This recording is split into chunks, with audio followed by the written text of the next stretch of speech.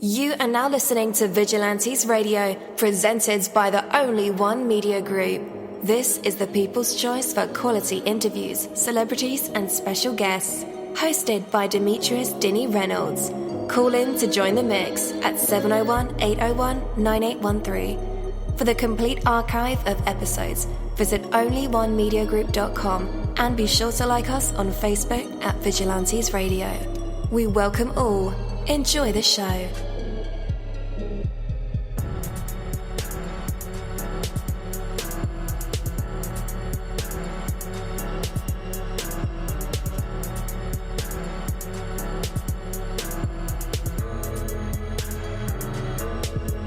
Ladies and gentlemen, please welcome your host, Demetrius Houdini Black Reynolds. Enjoy the show.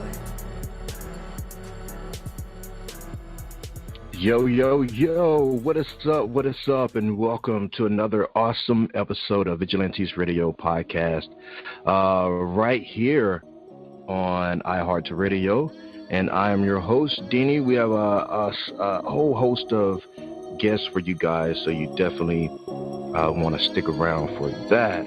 But before we bring our guest on, I just want to tell you about the direction of strength. You know, it's helpful to visualize strength as something that flows only in a positive, creative direction. When you go along in the same direction, your strength increases. When you move in the other direction, whatever strength that you will have quickly disappears.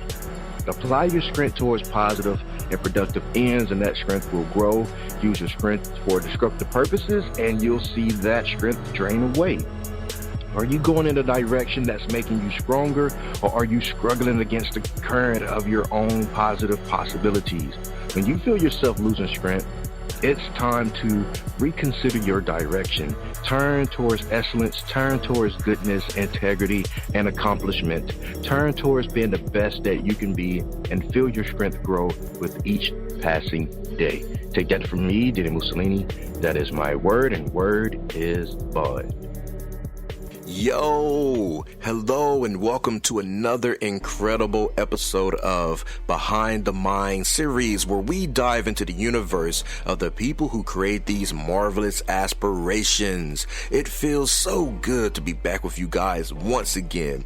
Big ups to my folks who are Indigos, Crystalline, or the Starseeds, and for my Vigilantes audience family. And of course, my hooligans, and shout out to my people who are vegetarian, pescatarian, or vegans. We are averaging over 41,000 live listeners, and we've been at this for 7 solid years. I appreciate all of you guys who have been rocking with the kid on this journey, and we are still evolving, baby. It is all because of you, most definitely. We are the people who have dedicated their lives to music, spirituality, business, literature, education, news, art, films, and research in every aspect, and we want to allow you an opportunity to tell your story. Man, we've had celebrities on our show, from Grammy Award winning artists, nominees, to actors, comedians, CEOs, technology revolutionaries, educators, visual artists, from authors to professors, and vampires.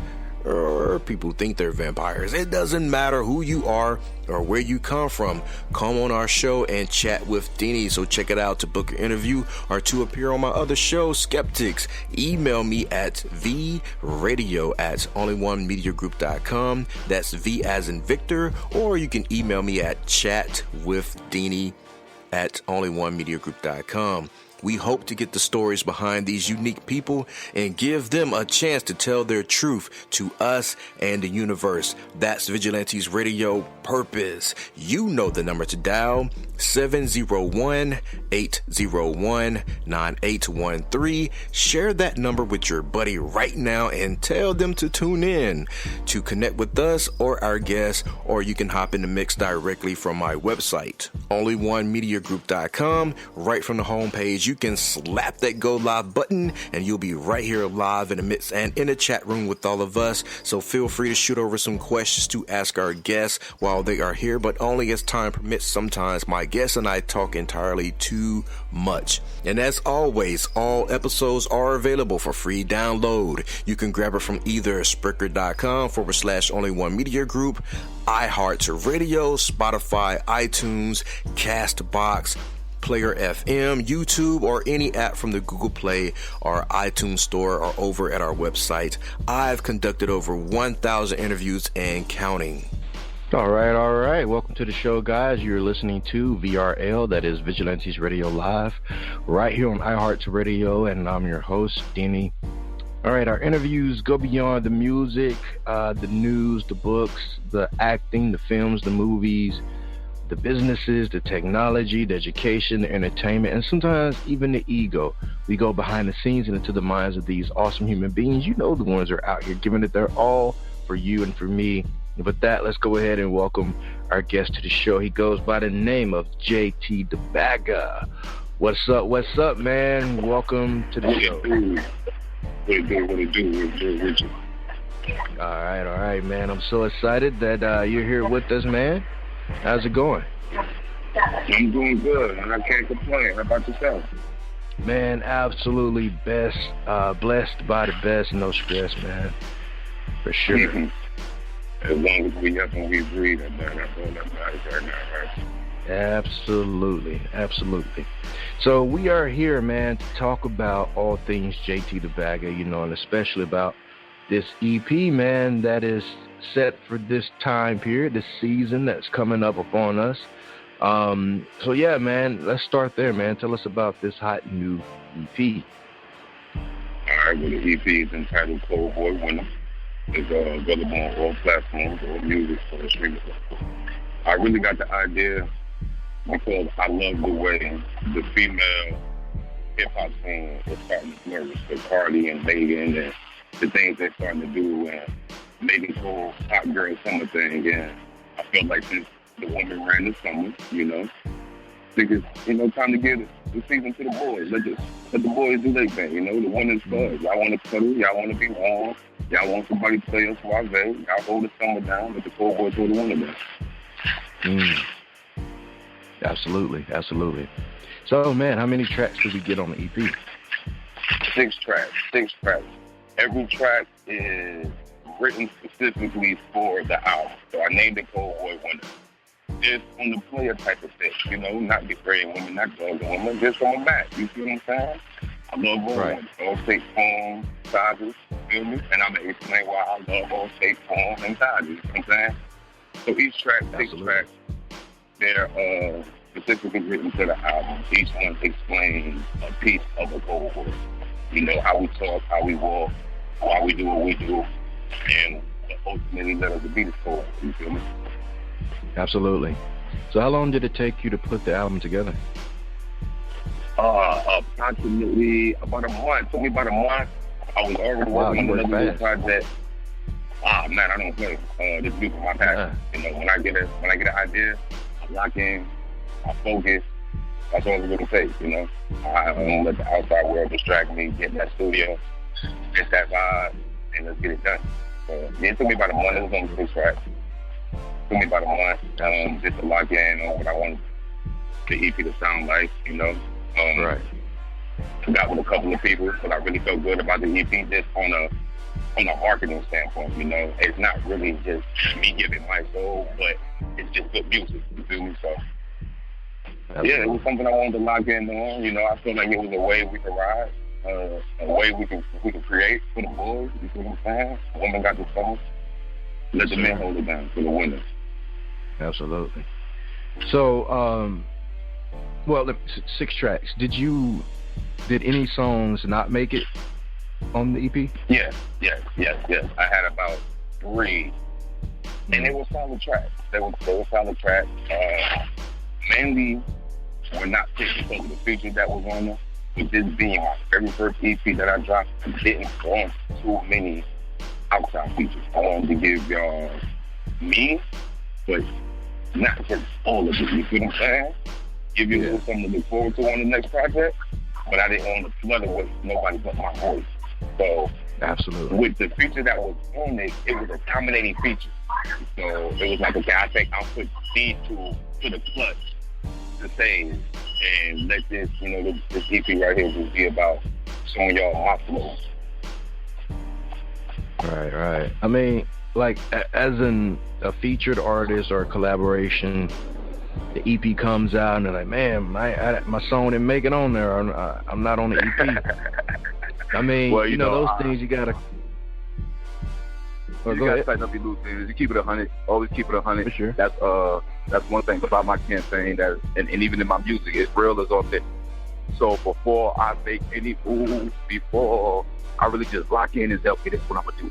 I'm calling my peoples. I'm calling whoever has something to do with it. Like, yo, this is what I think. This is what I'm gonna do. This is what I think I'm supposed to do. I'm gonna go this way. Or look.